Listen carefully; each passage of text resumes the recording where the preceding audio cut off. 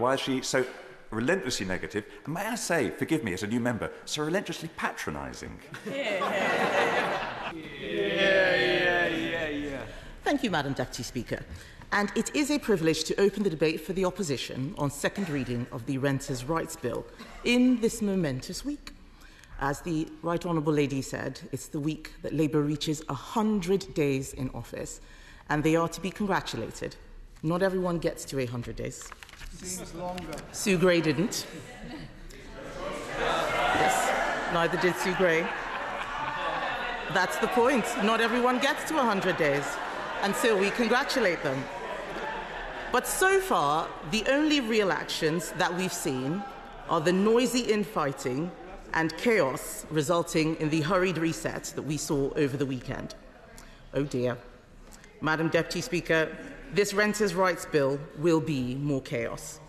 The first time we faced each other across the dispatch box, I warned the Right Honourable Lady that she was being stitched up by the PM and the Chancellor. I also told the Right Honourable Lady that we were here to help, and we shall do so, especially as it's been a particularly rough time to be a woman in the Labour Party. Not just Sue Gray sacked, soon to be awarded with what Winston Churchill called a disappearage. The Honourable Member for Canterbury also took the brave decision to leave the Labour Party, and I have followed her career in this place closely, and although we do not agree on everything, she is very brave. Point of order. Madam Deputy Speaker, this is debate on the Renters' Rights second reading. The Shadow Minister is all over the place. Thank you for that point of order. I am sure that the Shadow Minister will come back to that subject. Shadow Minister. I am still on that subject, Madam Deputy Speaker. And as I was saying, the member for Canterbury took the brave decision to leave the Labour Party, and I have followed her career in this place closely. And although we do not agree on everything, she is very brave. So perhaps the Secretary of State might well be feeling nervous, because as she brings this bill, I know her department is already breaking promises of its own. It promised a new national planning policy framework within 100 days. There is no new framework, just a consultation, as I predicted the last time that we had a debate on this subject. But to be fair, they have finally produced this Renters' Rights Bill after copying and pasting quite a lot of what we had, and yet it is still not ready. And it is not ready because the truth is that they cannot fix the rental market by tying it in knots with further interventions and directives. The simple truth is that this bill will not work. The proposals will fail. And we know it will fail because this approach has been tried. It's been tried in Scotland by those great experts in failure, the SNP. Research by housing experts Indigo House found that none of the Scottish legislation since 2017 has had the impact of protecting the majority of private residential sector tenants against excessive rent increases or high advertised market rents.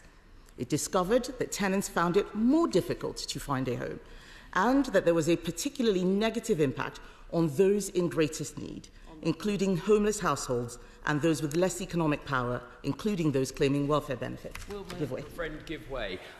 She's making a powerful speech about an important subject. I don't know if the Shadow Secretary of State is familiar with the reports from the Scottish Housing Network only this week that revealed that of landlords who are providing their homes to tenants, 16% are reducing their supply and fully 12% are looking at leaving the sector as a result of precisely this sort of attempt to over-regulate what would otherwise be a free market.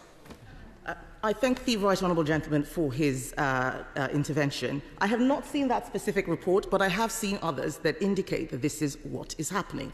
We have to be careful. And, Madam Deputy Speaker, I do appreciate what the government wants to do. It wants to make renting more secure and affordable. We want to do so as well. But this bill will not achieve that. It will have the opposite effect, as we have seen in Scotland. Because, as this government is going to find out over the course of this Parliament, you cannot buck the market. And I worry about the right... I give way. Do you recall when your previous government was intending to bring forward measures such as this, and do you recall exactly why the previous government failed to do this? No. Yes, I do recall, and the reason why it did not get through is because we recognise the flaws in the bill. And so this is what I mean when I say that I worry about the Right Honourable Lady. Because the bright young things in Downing Street who have sent her out with this bill don't care if it fails. They will take the credit today. She will get the blame tomorrow. And what tenants will get is bad regulation, shortages and higher prices, as we have seen in Scotland. Prices that will be paid by tenants, especially young people and the less well-off. I'll give way. Isn't it the case that the country will see from the Honourable Lady's speech today that if you're a tenant in the private sector market, you have to fear the return of the Conservative Party in the same way if you're a mum who relies on maternity pay? Yeah. I think that is a nonsense statement to make. The fact is that tenants are not going to be able to find properties to rent in the first place. That is the point that we are making. And it seems to me, from the intervention that the Honourable Gentleman has made, is that they still do not understand these concepts. Prices that will be paid by tenants, especially young people and the less well-off, is what we're worried about. In England, demand is rising, but availability is not keeping up. 47% of landlords have either attempted to sell a property in 2023 or are thinking about it. The biggest reason? Fear of new laws. I give way. I represent Penrith and Solway constituency, a constituency that contains the Lake District National Park and other tourist areas. Does the Honourable Member recognise that the last government's failure to introduce the promised reforms on Section 21 has led to many private landlords moving out of the private rental sector and into the holiday let market? You know, your amendment says here this will reduce the supply of housing. I thank him for his comments. Private landlords will react to legislation that is being brought in. And this is the point that we are making, that we are reducing housing for the private rented sector by bringing in these sorts of regulations. 56% of landlords cited incoming legislation from the Renters Reform Bill as a factor in their decision to sell. That was our bill. So we already recognise the flaws there. That reduction in supply is bad for tenants as well as bad for landlords. We are losing homes in the private rented sector. I give way. Very much. Does the Honourable Member recognise that the reduction in supply over the past few years has been primarily down to the increase in interest rates over the past couple of years, which has driven landlords out of the sector? And actually, a sector that is fundamentally broken requires the government to take action to provide security for those that need a home for themselves and their children. Of course we want people to have security in homes, but in order to do that, we need to increase supply. We did what we could when we were in government, and we will help this government to deliver. But the fact of the matter is that this legislation is not going to help. We would love it if it did. We tried to make it work, and we couldn't. It was having negative effects. Landlords provide a vital service. The private rented sector is essential for those who can't yet afford a mortgage, for young people, and for those who need to move for work. Landlords selling and giving up homes for rent, for mortgages, do not help many of those people who need to rent. The overwhelming majority of landlords are responsible, and I'm glad that the Right Honourable Lady acknowledged that. They are responsible and law-abiding, and they see their property as a sustainable long-term investment. The government claims this legislation will reform the rental market. We do not believe it will. It will break it. Respect for property rights is not just an abstract principle. It underpins confidence in our economy and legal system. If the government does not protect property rights, it damages investment. If it damages investment, it hits growth. It is painfully clear to anyone who understands markets that this bill will act as a powerful disincentive for anyone to rent out their property. Most tenants do not have friends and family to rent from, and unlike the Labour Party, they do not have millionaire donors to put them up. So they will suffer most when supply goes down and rents go up. I give way. Thank you for giving way. Could I just ask, if it was so patently obvious and it was such a fundamental principle of property rights, why it is everyone on these side of the benches, including yourself, stood on a manifesto that committed to it? Isn't the truth is that it's not that you didn't think it would work, it's just that you absolutely, like on many things, failed to deliver? Well, I'm afraid to say that there's a big difference between having a headline in a manifesto and seeing the detail, as many of the MPs on that side of the House are soon going to find out. Your Prime Minister could not answer, their Prime Minister could not answer the question about whether or not they were going to increase taxes or not this afternoon. It's very easy. Campaigning is easy. Governing is hard. So, but perhaps he will find out soon enough.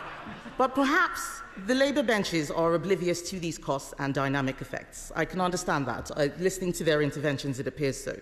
I note that no impact assessment for this bill is available, an omission which has rightly drawn criticism from the Regulatory Policy Committee. So will the Right Honourable Lady tell us, has there been an impact assessment? If it exists, where is it? And if it does not exist, why did the government not ask for one? I hope that this is not how Labour means to go on. I provided impact assessments when I was in government on all sorts of complex legislation. I know it is difficult. I know it can create argument, but I also know that there is a lot more badly thought out and costly regulation where this came from, and we on this side of the House are worried. I know the benches opposite will want to point to the last government's renters reform bill. I've heard their interventions, but the fact is that bill was flawed, and I am quite happy to say that. But at least it recognised the practical effect of its provisions, and it wouldn't have come into full effect until the courts were ready. The then Deluxe Select Committee warned in 2023 the equivalent provisions in the Renters Reform Bill created a real risk that the current systems will be overwhelmed and there will be a logjam with lengthy delays. This government is pressing ahead with these measures that will cause gridlock in our justice system and pit landlords and tenants against each other in protracted litigation. I'll give way. It's absolutely extraordinary to hear the strong opposition for every part of this bill from the Right Honourable, my Right Honourable member. Or maybe I'm mistaken. Maybe she isn't opposed to the parts of the bill which will protect children from getting breathing problems and ending up being hospitalised. Maybe she isn't against the protections that the bill introduces so that people can finally live in decent accommodation. Because if she isn't opposed to that, what is she opposed? Why is she so relentlessly negative, and may I say, forgive me as a new member, so relentlessly patronising? I don't mean to be patronising, but it is quite difficult. It is quite difficult when there are very, very clear issues which have precedence, as we said, in Scotland. The question isn't why I'm being patronising. The question is why are they ignoring what has happened when these proposals have been tried in another part of the UK? That is a serious problem. And the fact of the matter is, all of us here want the best for children. All of us here want to see tenants do well. It is very wrong of him to try and ascribe negative motivations when we are pointing out problems with legislation. We here are doing our jobs. The fact is that we think that this bill will not work. The government is pressing ahead with these measures. They will cause gridlock. I'd like to make some progress. They will cause gridlock in the justice system, and that will create even more problems for tenants.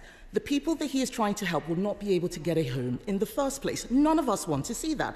We have to do better. So when you combine the... I would be giving way first to the gentleman on the Lib Dem benches. Right. I thank her for giving way. 25% of Conservative MPs are landlords. Do you think that this has any bearing on the Conservative Party's position on this bill? Yes. I think we need to focus on the contents of this bill. If anyone has an issue with landlords in this House, it is the Labour members.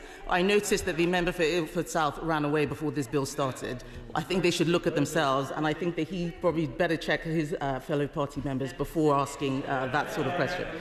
But as I was saying, when you combine the problems with the protracted litigation in the courts with the new extended and highly convoluted notice requirements for recovering a property where the tenant has not paid the rent, a landlord whose tenant is in arrears will face many months of uncertainty and cost. So let me summarise in 2 words why this bill will face. It is unintended consequences. And that is what we get when we start with policy rather than with first principles. I give way to the Honourable Lady. Can I thank the Right Honourable Lady? Does she not think there is already gridlock in the county court? I can tell her that currently, as of today, a landlord who secures a possession order that has expired waits 12 weeks to get a bailiff's warrant. Our courts are gridlocked right now. I think that is an excellent point. We should not make the problem worse. Madam Deputy Speaker, we should start with first principles, not policy. There are no first principles here that will help this bill get through. We want to help this bill get through and deliver for tenants and landlords. But as I've seen from the comments being made, this seems to be an issue for the left that is about being tough, looking to be tough on landlords and passing legislation with the right sounding title rather than delivering real improvements for people's lives. And, you know, I heard the Right Honourable Lady teasing the Right Honourable Member for New Forest West, but I think that it is hypocritical to criticise those of us in this House who declare our interests and who do well on this side of the House when they have a member who was letting out homes with mould and unsanitary homes and was disgraced in the press. They should look at why that is happening on their side of the House. We want a housing market that works for everyone. Landlords, tenants, those who want to own their home. By attacking those who rent out homes, they will damage investment in new homes. They will push landlords out of the market and drive up rents. This is bad for everyone. By piling on excessive regulation, they will push good landlords out and empower those bad landlords who simply ignore the rules. We need to look at enforcement of the rules we already have. We all agree that renters need a better deal, but this bill is not going to work. It is not what they need. We found that out. We want to help deliver a good bill. If the government wants to help renters, it should drive up housing supply. So far, no sign of that. If the government wants to help renters, it needs to reduce immigration. So far, no sign of that. 80% of recent migrants have moved into the private rental sector. That is creating a demand the sector cannot cope with. And if the government wants to help renters, it needs to enforce existing rules against the bad landlords that do not look after their tenants, rather than create new rules that will make the problem worse. This legislation is typical of Labour in government. So that is why we are tabling a reasoned amendment, because this bill fails to fix the major issues and adds yet more rules and regulations to keep bureaucrats busy rather than finding solutions to help those tenants who desperately need them.